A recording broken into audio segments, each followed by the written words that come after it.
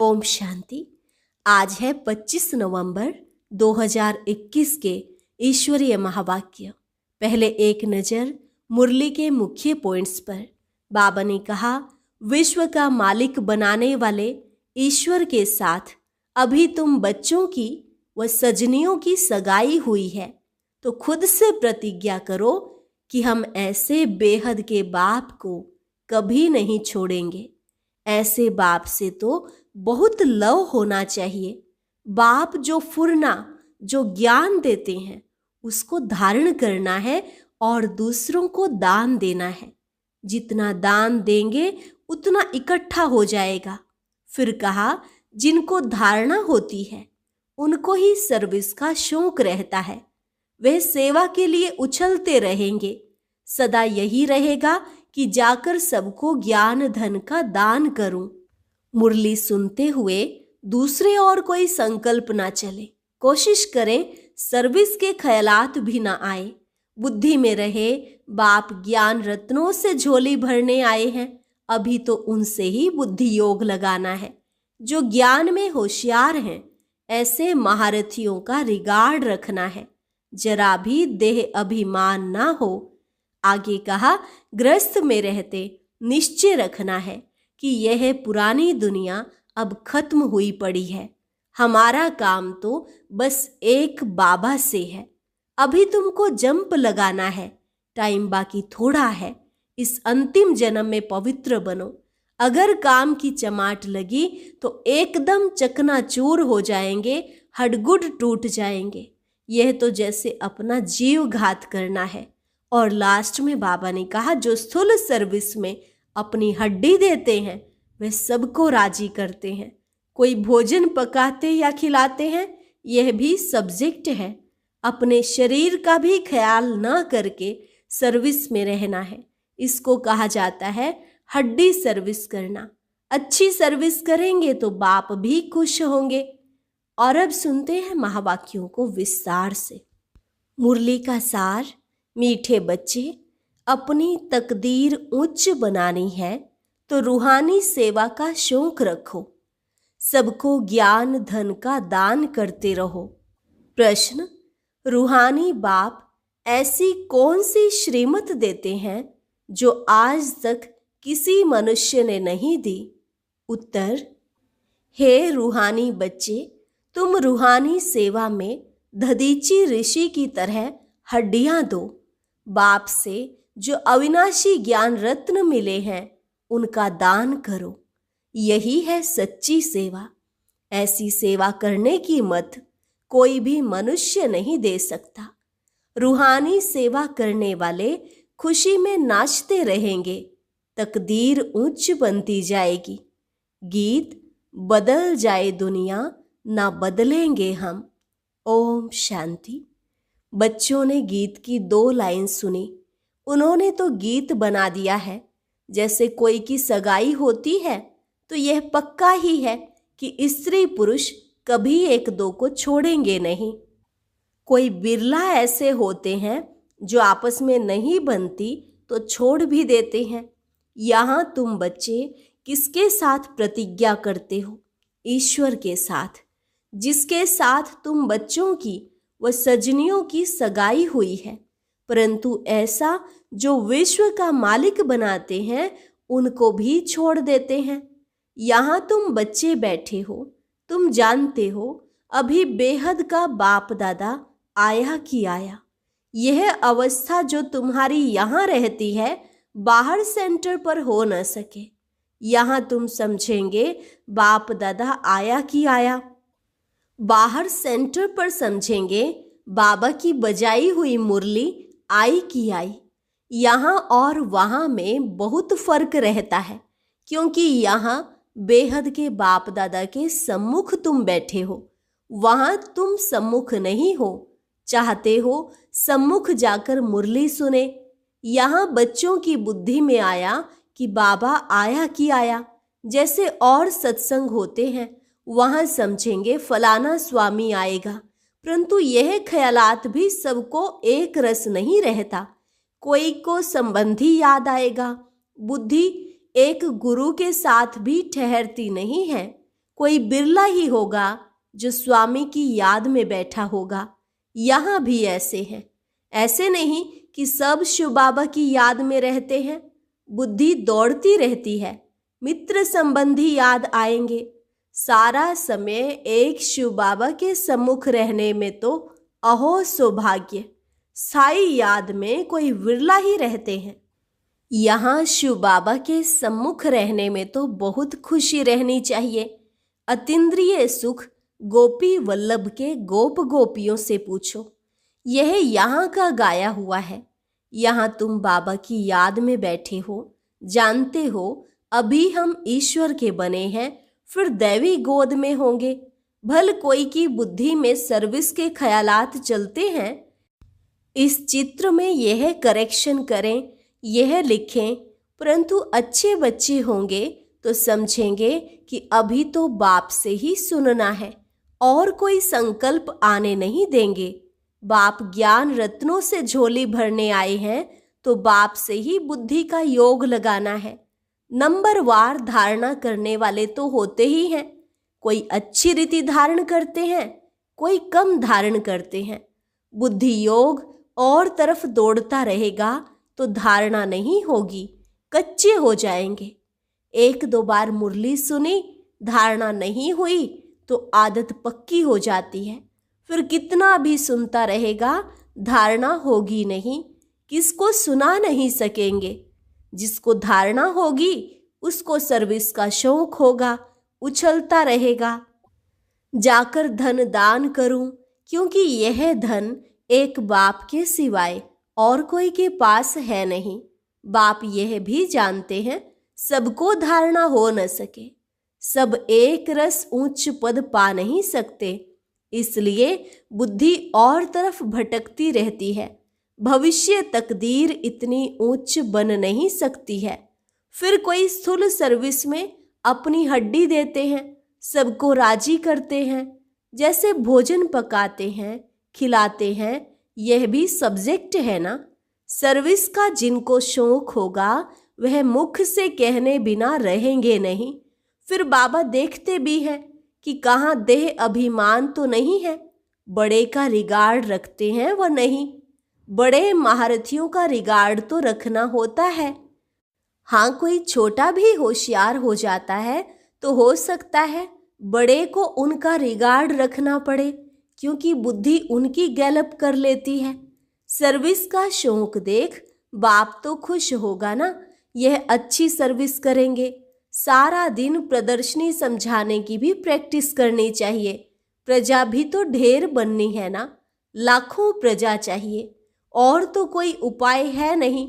सूर्यवंशी, चंद्रवंशी, राजा रानी, प्रजा सब यहाँ बनने हैं। कितनी सर्विस करनी चाहिए। बच्चों की बुद्धि में है अभी हम ब्राह्मण बने हैं। घर गृहस्थ में रहने से हर एक की अवस्था अपनी रहती है ना। घर बार तो छोड़ना नहीं है। बाबा कहते हैं घर में भले रहो, परंतु बुद्धि में यह निश्चय रखना है कि यह पुरानी दुनिया खत्म हुई पड़ी है। हमारा अब बाप से काम है।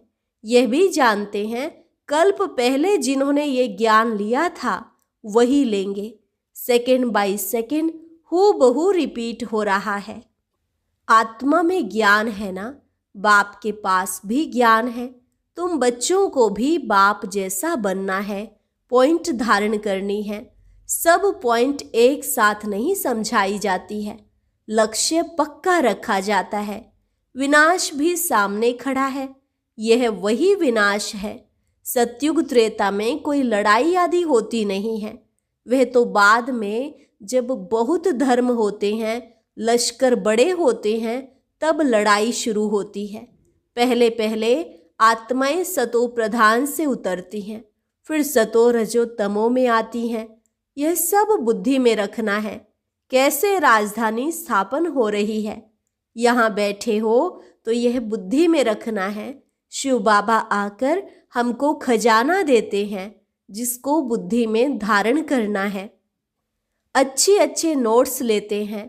नोट्स लेना अच्छा है तो बुद्धि में टॉपिक्स आएंगी। आज इस टॉपिक पर समझाएंगे। बाप कहते हैं हमने तुमको कितना खजाना दिया था।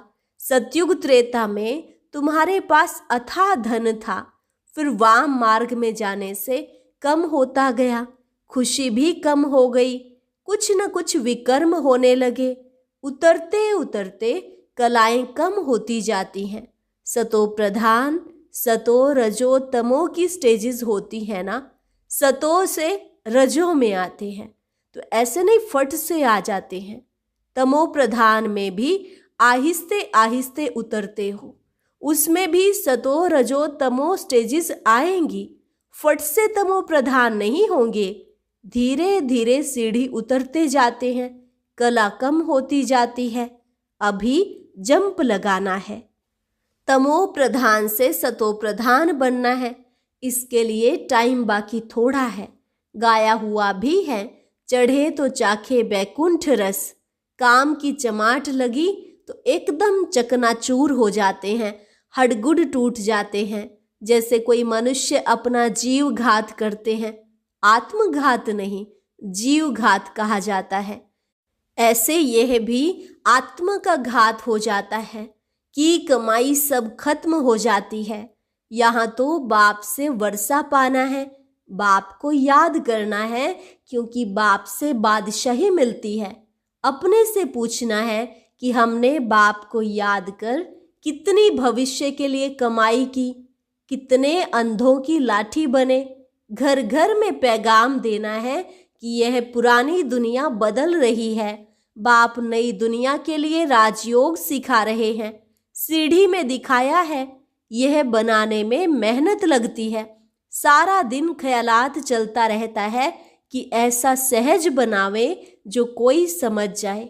सारी दुनिया तो नहीं आएगी, देवी देवता धर्म वाले ही आएंगे। तुम्हारी सर्विस तो बहुत चलनी है। तुम जानते हो हमारा क्लास कब तक चलेगा?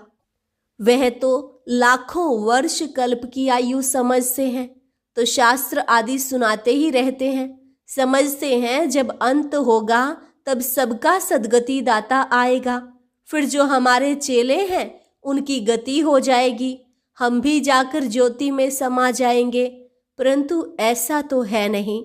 तुम जानते हो हम अमर बाप द्वारा सच्ची सच्ची अमर कथा सुन रहे हैं, तो अमर बाबा जो कहते हैं वह मानना भी चाहिए। सिर्फ कहते हैं मुझे याद करो और पवित्र बनो, नहीं तो बहुत सजाएं खानी पड़ेंगी, पद भी कम मिलेगा। सर्विस में मेहनत करनी है।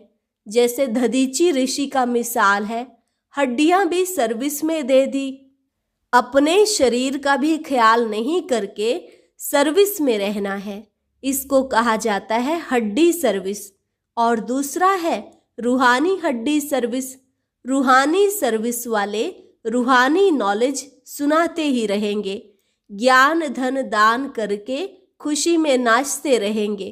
दुनिया में जो मनुष्य सर्विस करते हैं वो है जिस्मानी, शास्त्र बैठ सुनाते हैं, वह कोई रूहानी सर्विस नहीं है। रूहानी सर्विस सिर्फ बाप ही सिखलाते हैं। स्पिरिचुअल बाप ही आकर स्पिरिचुअल बच्चों आत्माओं को पढ़ाते हैं। तुम अब तैयारी कर रहे हो सतयुग नई दुनिया में जाने के लिए। वहां तुमसे कोई विकर्म नहीं होगा, वह है राम राज्य।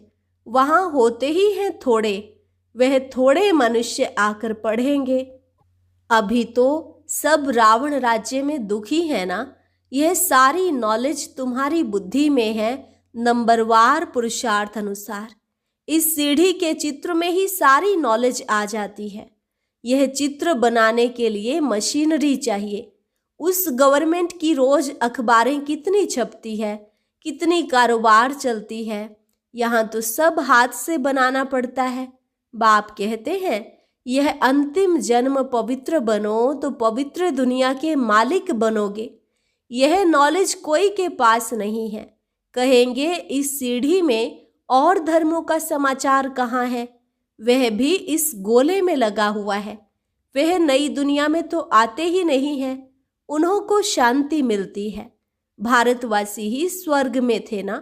भारत में ही बाप राजयोग सिखाने आते हैं। इसलिए भारत का प्राचीन राजयोग सब पसंद करते हैं। इस चित्र से वह खुद ही समझ जाएंगे, बरोबर नई दुनिया में सिर्फ भारत ही था। अपने धर्म को भी समझ जाएंगे। जैसे क्राइस्ट आया धर्म स्थापन करने, इस समय वह भी बेगर रूप में है, सभी तमो प्रधान है। यह रचता और रचना की कितनी बड़ी नॉलेज है। तुम कह सकते हो कि हमको किसी के पैसे की दरकार नहीं है, पैसा हम क्या करेंगे। तुम यह सुनो और दूसरों को सुनाने के लिए यह चित्र आदि छपाओ।